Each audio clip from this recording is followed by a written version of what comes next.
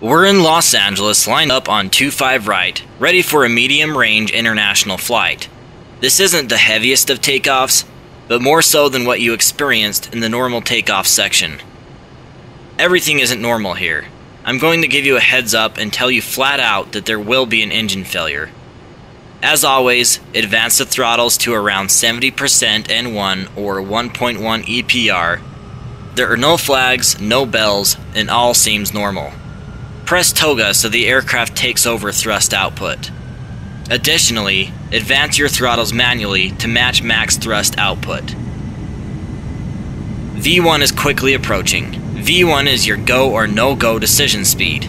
At this speed, you will take your hand off the throttle and grasp the yoke with both hands. Once we decide to go, we will become airborne no matter what. V1, get those hands on the yoke, and once rotate is called, begin your smooth rotation. Engine failure, correct immediately with opposite rudder pressure. Level the wings, and once you get a positive climb out of the plane, pull up the gear to get rid of that unwanted drag. Find the exact place where the rudder needs to be and hold it there. Focus on the PFD and keep a safe airspeed, with the best climb rate you can get. The important thing to do is to fly the airplane. This is always the first rule during an emergency. Call the tower immediately. Keep the call short. Tower, angle 01 heavy has an engine out. We'll need a return to the field. Angle 01, affirmative. Climb to 6,000, turn to 280. Maintain 240 knots. Stand by for hold instructions. 6,000, turn to 280 and 240 knots, angle 01. Dial in 6,000 in the altitude window, 280 on the heading, and engage center autopilot. Once you are under autopilot control, hit flitch and change the flitch speed to 240 knots. Also, as we accelerate, you'll need to bring in the flaps. Angle 01, fly direct Waker. Hold at Waker on a 340 radial. Right turns, 240 knots at 6,000. I'm assuming you'll need to dump some fuel, sir? Direct and hold at Waker, 340 radial, right turns, 240 and 6,000 for angle 01. That's affirm on the fuel dump. Angle 01, correct. Just let me know how long you'll need in the hold. We'll call you, angle 01. Get to the legs page in the FMC so we can enter in Waker. Type it in and drop it in one left. Now, by hitting the hold function key, we get some boxes just above the scratch pad. Simply select Waker in one left, copying it in the scratch pad, then place it in 5 left. We now get the hold page. Type in 340 for the radial and drop that in 3 left. Additionally, type 240/6000, which is our speed and altitude respectively, and drop that in 1 right.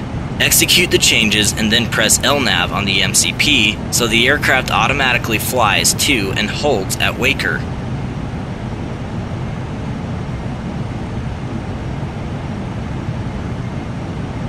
Pull up the throttle console. Pull the affected engine to idle and place the fuel cutoff in the cutoff position. If there happened to be an engine fire, we'd take care of that much sooner, namely after the initial climb to about 1,000 feet AGL. Things are settled down now. Before we go through our fuel dump training, let's do the after takeoff checklist. First, pull the gear handle down to the off position. Second, and the last part of this checklist for this flight, is making sure the flaps are up. We're now in a good climb, believe it or not, although we only have the use of 3 engines.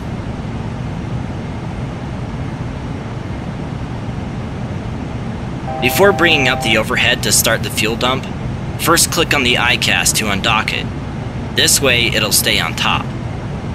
There are 4 steps to getting the fuel dump going, 3 on the overhead and 1 in the FMC. First, select A or B with the fuel dump selector. Next, bring up the FMC and let's take a look at the weights. 3 clicks will get you to the perf page. Initialization reference, index, which is line select key 6 left, then perf. Our current gross weight is 671,000 pounds, give or take. Subtract the max landing weight of 630 and you get 41. 41,000 pounds is the amount of fuel we need to purge. Now take 41 and subtract that from the next column down, fuel. With perfect math, this would give us 136,000 pounds remaining of fuel to get us right at max landing weight. But let's take a little more off and just plan on having 130,000 pounds of fuel remaining after the dump. Go ahead and close the FMC and focus on the overhead. Flip up the safety guards with right clicks and activate the nozzles with left clicks. Last, we are going to dial down our fuel to remain until it's as close to 130 as you can get. This is seen on the ICAS right here, below the current totalized fuel amount. I don't care the order you do these 4 steps, but the last step must be dialing down the fuel to remain. Get back to the main panel and bring up the ICAS shortcut. Now select the Fuel Synoptic page. You'll notice top right on the Fuel Synoptic is our fuel jettison time. In our case, this means that after 25 minutes, the jettison will be complete based on what we have selected for fuel to remain. That was a lot simpler than it sounds like, wasn't it? Now is where we basically just sit and wait. The autopilot and programmed hold will now take us around what looks like a racetrack in the hold. We need only wait for the fuel to dump now. We are actually going to fast forward this while we talk about several related topics.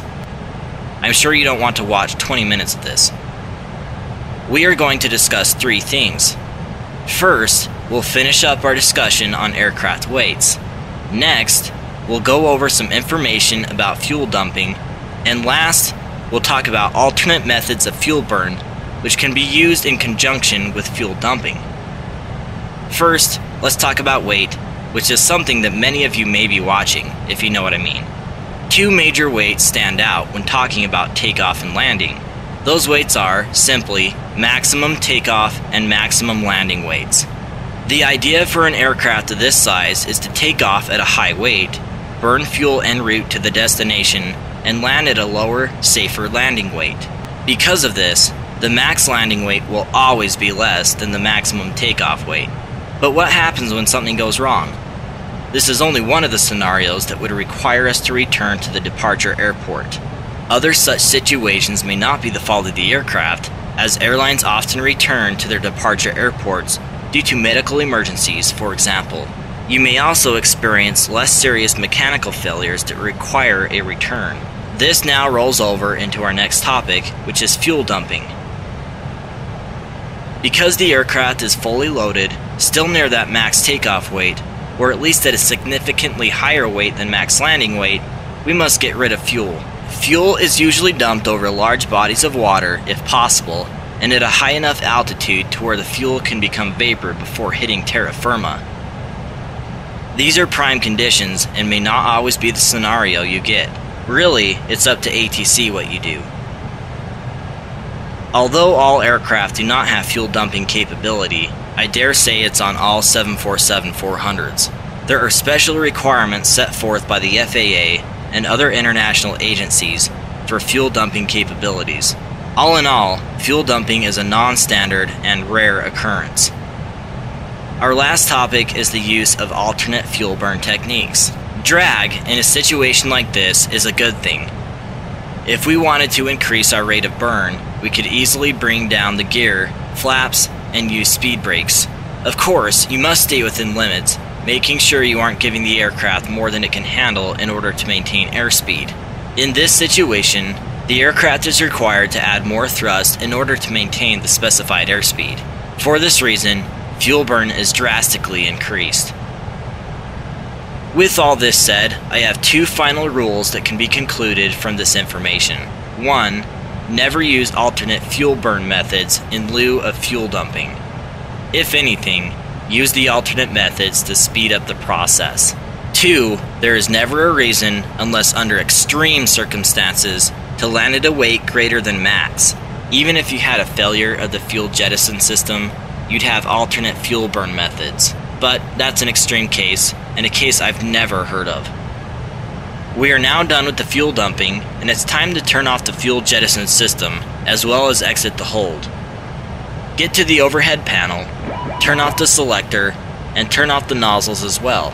This essentially removes all fuel dumping power and distribution through the fuel system. Go back to the main panel and bring up the FMC hold page. By pressing 6 right, this will arm the exit. and the aircraft will automatically exit the hold. Give ATC a call and let them know you're ready to exit the hold. This could have actually been done earlier because we had our time remaining. Approach angle 01 heavy. Angle 01 heavy, LAX approach. Go ahead. Angle 01 heavy is underweight now and we'd like to make our return. Angle 01, roger. Exit the hold at Waker and turn right heading 065. Exit at Waker and ride to 065, angle 01. Now all we need to do is wait until we pass Waker. At that point, we will simply press heading select with 065 in the heading window, and the aircraft will turn on that desired heading. For this procedure, I'd say that just about wraps it up. You've been taught a great amount of information, but the greatest thing you can take away from this is the knowledge that weights are of the utmost importance to the structural integrity of the aircraft. It's one thing to make sure that you keep the passengers in the back happy, but it's even more important that you keep the aircraft happy.